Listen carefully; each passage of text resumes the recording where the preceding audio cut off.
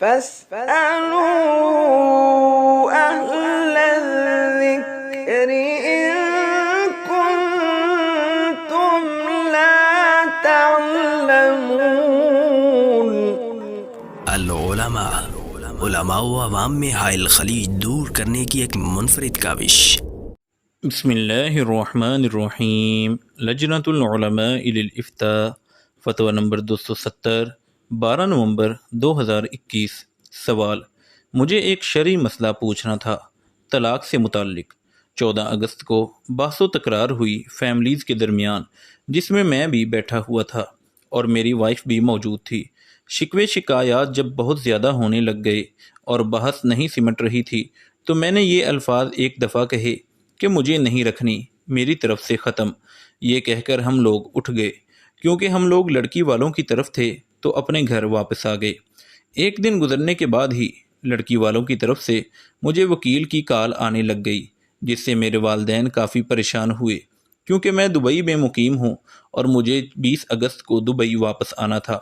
تو میرے والدین نے یہ سوچ کر کہ تمہارے دبئی جانے میں رکاوٹ نہ ڈالی جائے، قانونی کارروائی نہ کی جائے، میرے سامنے ایک تحریر لا کر رکھی جو کہ طلاق نامہ تھی، اور اس میں 3 طلاق لکھی ہوئی تھی۔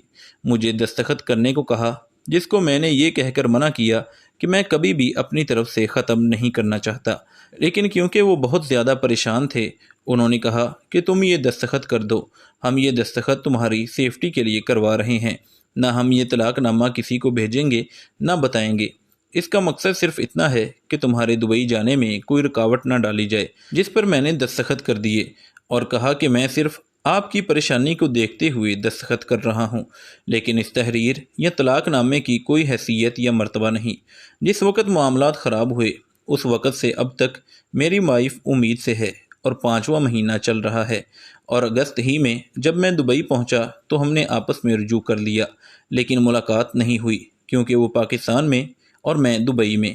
اس دوران میں نے ہر مہینے نان نفقہ بھی دیا، کیونکہ میرا ارادہ اور نیت اس رشتے کو ختم کرنے کی نہیں تھی۔ تو میں نے دبئی آ کر طلاق نامہ پھاڑ دیا، اور ابھی تک کے رابطے میں اپنی وائف کو نہیں بتایا کہ ایسا کوئی طلاق نامہ دستخط کیا تھا۔ اس طلاق نامے کا صرف اور صرف میرے والدین اور مجھے علم ہے۔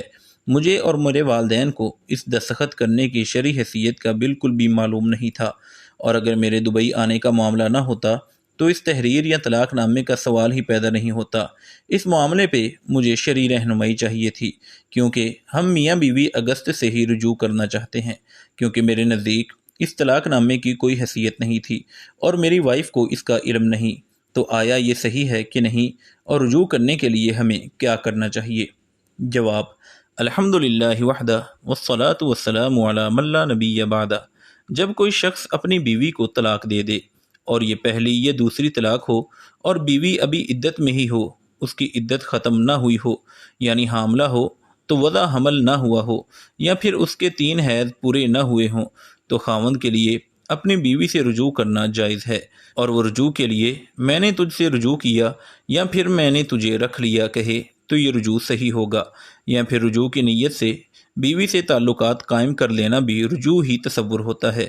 رجوع میں 2 گواہ بنانا سنت ہے، کیونکہ اللہ تعالیٰ کا فرمان ہے فَإِذَا بَلَغْنَا أَجَلَهُنَّ فَأَمْسِكُوهُنَّ بِمَعْرُوفٍ أَوْ فَارِقُوهُنَّ بِمَعْرُوفٍ وَأَشْهِدُوا ذَوَيْ عَدْلٍ مِّنكُمْ۔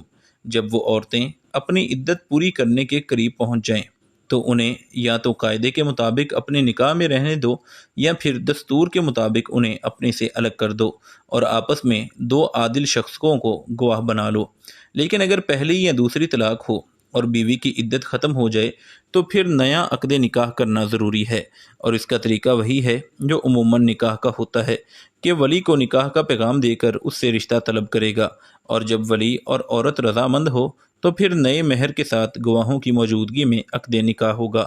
لیکن اگر تیسری یعنی آخری طلاق ہو جائے تو پھر عدت ختم ہونے کا انتظار کیے بغیر وہ عورت اس کے لیے حرام ہو جاتی ہے، اور رجوع کی کوئی صورت نہیں ہوتی الا کہ اس سے کوئی دوسرا شخص گھر بسانے کی نیت سے شرعی نکاح کرے، اور پھر وہ شخص فوت ہو جائے یا پھر ویسے طلاق دے دے، تو ایسی صورت میں پہلا مرد اس عورت سے نکاح کر سکتا ہے۔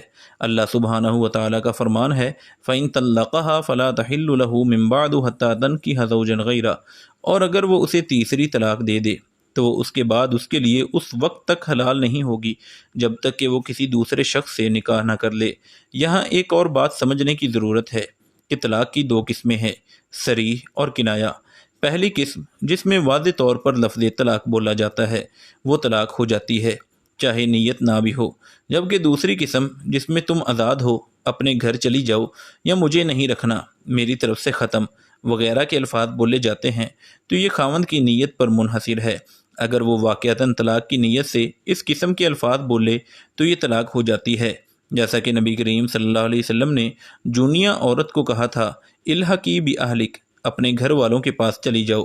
یہ الفاظ اگرچہ صریح طلاق کے نہیں ہے لیکن حضور صلی اللہ علیہ وسلم کی اس سے مراد طلاق تھی، جیسے کہ امام ابن عبد البر وغیرہ نے لکھا ہے، جبکہ حضرت کعب بن مالک رضی اللہ عنہ نے بھی یہی الفاظ اپنی بیوی کے لیے بولے تھے، البتہ ان کی مراد طلاق نہ تھی، لہذا ان کی طلاق واقع نہ ہوئی تھی۔ گویا اس میں طلاق کے وقوع اور عدم وقوع کا فیصلہ نیت کے مطابق کیا جائے گا۔ صورت مسئولہ میں سائل نے 2 دفعہ طلاق کی بات کا ذکر کیا ہے۔ پہلی طلاق کنایہ ہے، اور چونکہ بقول اس کی طلاق دینے کی نیت نہیں تھی لہذا طلاق نہیں ہوئی، جبکہ دوسری مرتبہ جو طلاق لکھی ہوئی تھی اس پیپر پر اس نے دستخط کیے، یہ ایک طلاق ہو جائے گی، بھلا اس کی نیت طلاق کی نہیں تھی، کیونکہ طلاق کے صریح میں نیت ہو نہ ہو طلاق واقع ہو جاتی ہے، لیکن چونکہ بیوی عدت کے اندر ہے لہذا سائل کے پاس رجوع کا حق موجود ہے اور وہ رجوع کر سکتا ہے۔ مزید کچھ گزارشات سن لیں۔ طلاق کا حق مرد کے پاس ہے، جب اس کی طرف سے طلاق ہو جائے تو بیوی کو پتہ ہو یا نہ ہو طلاق واقع ہو جاتی ہے۔ اسی طرح نکاح طلاق یہ کوئی کھیل اور مذاق نہیں ہے، یہ اللہ کی حدود اور احکامات ہے۔ کاروبار یا اندرون بیرون آنے جانے یا دیگر معاملات کی وجہ سے ان سے کھلواڑ مناسب نہیں، جیسا کہ سوال سے معلوم ہوا۔ والدین کو اس پر اللہ تعالیٰ سے توبہ کرنی چاہیے۔